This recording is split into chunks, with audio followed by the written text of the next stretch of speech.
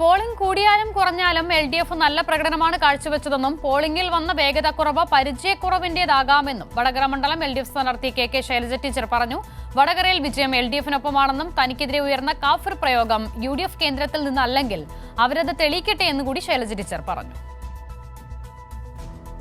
കേരളത്തിലെ ലോക്സഭാ മണ്ഡലങ്ങളിൽ തുടക്കം മുതൽ രാഷ്ട്രീയ ചർച്ചകളിൽ ഇടം പിടിച്ച മണ്ഡലമാണ് വടകര ലോക്സഭാ മണ്ഡലം. പോളിംഗ് യന്ത്രങ്ങൾ പണിമുടക്കിയത് മൂലം കനത്ത തിരക്കാണ് ബൂത്തുകളിൽ ഇത്തവണ ഉണ്ടായത്. മുൻ തിരഞ്ഞെടുപ്പുകളെ അപേക്ഷിച്ച് ഇത്തവണ പോളിംഗും കുറവായിരുന്നു.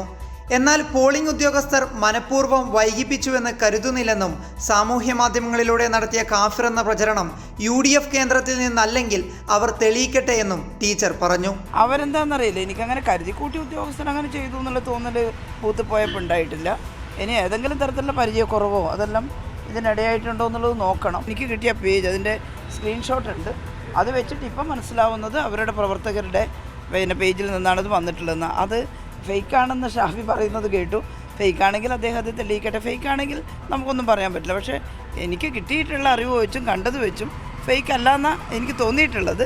ഇനി ഫേക്ക് ആണോ എന്ന് പരിശോധിച്ചിട്ട് പറയട്ടെ. അതേസമയം പോളിംഗ് വൈകിയത് ഗൗരവമായി കാണുന്നുവെന്നും തന്നെ വർഗീയവാദിയായി ചിത്രീകരിക്കുന്നതിന് നിരന്തരം മറുപടി പറയേണ്ടി വരുന്നത് പ്രയാസമാണെന്നും UDF സ്ഥാനാർത്ഥി ഷാഫി പറമ്പിൽ പറഞ്ഞു.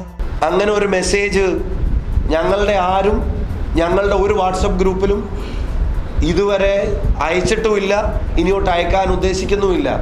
മുൻ തിരഞ്ഞെടുപ്പിനെ അപേക്ഷിച്ച് ഇത്തവണ 5% വടകരയിലെ പോളിംഗ് കുറഞ്ഞത്. കൂടാതെ തിരഞ്ഞെടുപ്പിന് ശേഷവും മണ്ഡലത്തിൽ വിവാദങ്ങളും ആരോപണങ്ങളും ശക്തമായി നിലനിൽക്കുകയാണ്. നിലവിൽ ശൈലജ ടീച്ചർക്കെതിരെ നടത്തിയ സൈബർ ആക്രമണത്തിൽ 6 കേസുകളാണ് വിവിധ സ്റ്റേഷനുകളിലായി രജിസ്റ്റർ ചെയ്യപ്പെട്ടിട്ടുള്ളത്. കൈരളി ന്യൂസ്, കോഴിക്കോട്.